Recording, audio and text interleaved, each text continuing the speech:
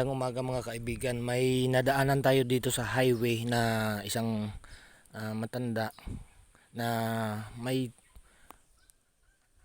karga-karga siyang sako sa ulo.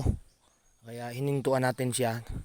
Tatanungin natin kung saan ang punta niya para kung medyo malapit lang ihatid na rin natin siya. Nakakaawa naman. Ate, saan ang punta mo?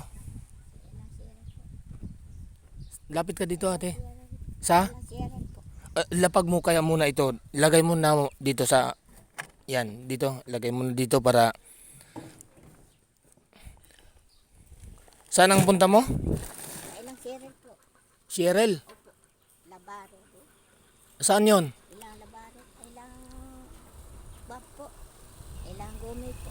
Anong barangay? Barangay na. Dito ka tumingin. Kasada po.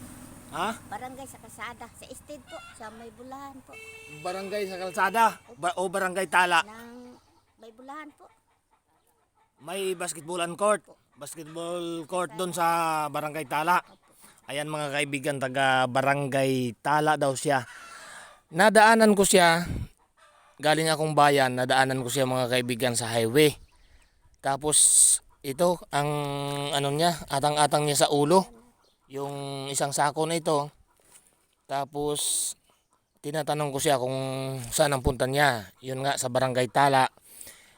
Ang pagkalayo-layo nun mga kaibigan, kasi mula sa bayan hanggang barangay tala, nasa 6 na kilometro yan.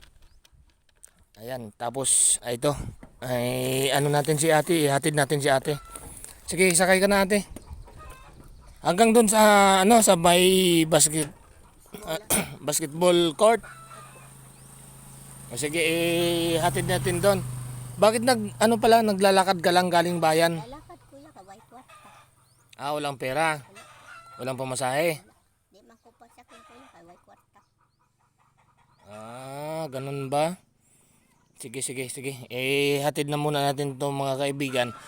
Pero ako nagmamadali talaga ako dahil medyo mataas ng araw, mainit na. Nagmamadali ako dahil may ginagawa ako dito sa kulungan ng baboy.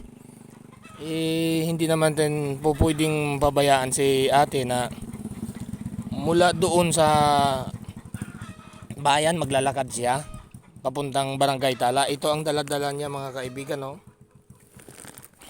Ilang kilo ba ito? Nasa nasa mga 8 kilo. Okay, hatid muna natin siya mga kaibigan. Ayan mga kaibigan, dumating na kami sa barangay tala. Ito yung sinasabing barangay tala na dito, taga rito ka lang. Ayan, bumaba na si ate. Okay, ate. Ano ngang laman yan? Buwad po. Buwad. Tuyo daw mga kaibigan, tuyo na isda. Ayan, sabi niya bulad. Biruin niyo po, nasa 8 kilo yan. Mula sa bayan, sulong-sulong niya sa ulo yan. Alin? Yan ang stage. Saan ba yung court na sinasabi? Basketballan? Oo. Muna likod anay. Oo.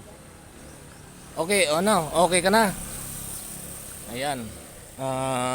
Mula rito kasi mga kaibigan, mula rito sa barangay tala hanggang sa bayan ay nasa 6 na kilometro ang layo. Kaya nakakaawa naman si ate kung hindi natin ituloy ihatid dito sa barangay nila. Okay? Okay na ate? Okay. Okay, thank you mga kaibigan.